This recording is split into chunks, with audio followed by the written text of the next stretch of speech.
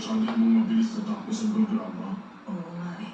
Nawala ako nagawa. Kain tayo. Ikaw nang bahala. Dala kayo kanin niyo. Tsaka ulam. Tama na. Ako nang bahala sa lamesa. Higupin mo lahat ng mga bangkay at bawat isang tapat ng dugo. Pati na yung mga tanggal na parte ng katawan nila at mga ari-arian nila. Isama mo na rin yung mga upuan.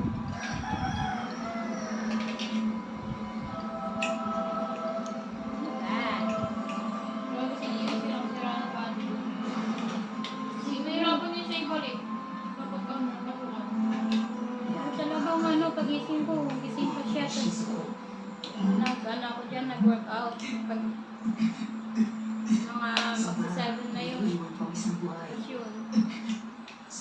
Pagpasok ko sa Sinuhin mo tulog nga, siya. mo kayo. Basta 7 pa, gising pa yun. Hindi na importante. Pagbabayaran niyo to. Hindi ko pala lampasin ang community. Bilang na mga araw ko at ang pamilya ninyo. Pahihirapan na lang kayo. Tumungti-unti. Nag-upo kayo. Saan niyo ang ngipin? Talagang suka. Alamansi.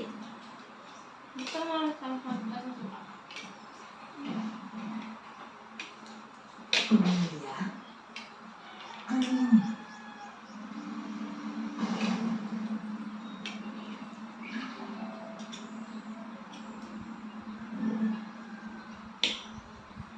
Nahihirapan ako marinig na malinaw pero sigurado may nangyayari tutulungan sa loob.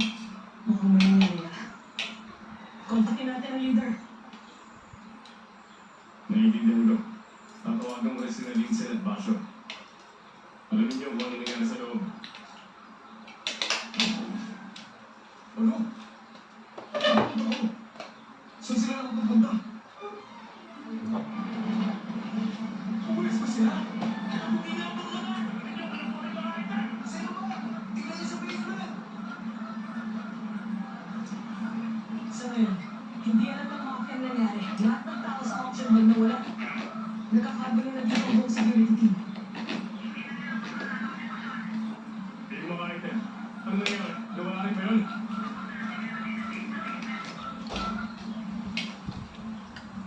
Wala naman. Kinatakaw mo na kami ang senior. Nawala na lahat. Sino naman nagkagawa ito? Ano nangyari?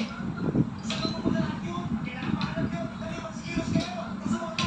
Kailangan mo lang ng organisasyon. Bilisan nyo. Okay, naiintindihan ko.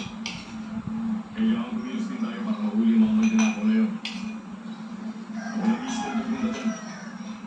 Puntahan niyo sila Lindsay at Basho sa likod ng gusali sa Central Park. Eskwela. Opo. Para sigurado, pag-iwan din ang mga limang aso dito para magpunta. Opo. Makinig kayo. May Hindi ano ko mamayaan si Boss na Basho.